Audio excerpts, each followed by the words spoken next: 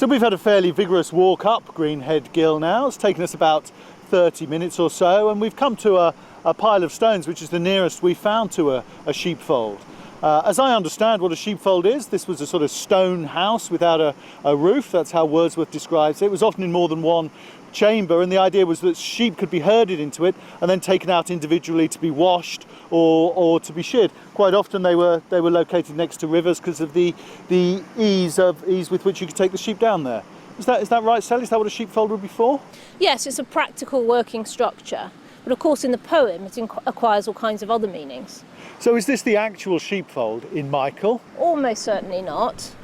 Obviously in the poem it isn't built in any case. We do know though that Wordsworth walked out to a sheepfold. Dorothy tells us that in the journals to write the poem. So there was one here in the Romantic period. This is probably a Victorian or a 20th century descendant. It may be on the same site or not. It certainly has the same proximity to the river. So sheepfold, or at least the idea of a sheepfold, becomes central to the poem. It becomes a symbol. Can you tell us what that means? Well, Wordsworth often takes ordinary, everyday objects that we might take for granted and loads them with human meaning and emotion and significance. So a key, a stone, a tree, things that we would overlook. And he says that at the start of Michael about the sheepfold. One object that we might pass by, might see but notice not. And obviously part of the point of the poem is it makes you notice it, it makes you think about it, an ordinary thing. So loading that ordinary object with meaning is making it stand for something greater than itself, and in that sense it becomes a symbol. So what meanings or emotions get loaded onto the sheepfold? In Michael himself, within the poem, the character of Michael uses the sheepfold symbolically. So he deliberately, very self-consciously brings Luke here before he's about to go away, and he describes the sheepfold as an anchor, thy anchor and thy shield. He wants it to be for Luke. And if we stop and think about that, we say, what's an anchor for? An anchor is there to tether you safely to a particular place and to keep you safe, whatever storms may come around you.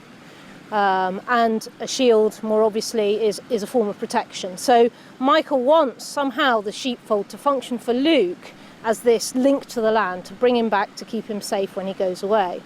So it's functioning at one level deliberately within the poem. We might also say that the sheepfold is a symbol for, it stands for the relationship between Michael and Luke, and once Luke has gone, for Luke himself. So what happens to the meaning, the symbol of the sheepfold, when Luke fails to return? Well, that's a good question, because the symbolic meanings change.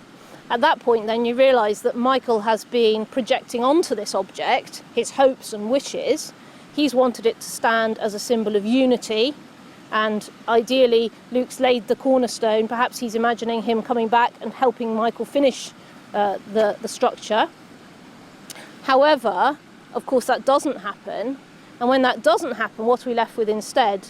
The fragments, the unbuilt structure, which now has a totally different meaning and stands for loss and for what Michael has lost. And again, the poem tells us, many a day he thither came and never lifted up a single stone. So it's still a very powerful site for Michael, but now it stands for what he's lost.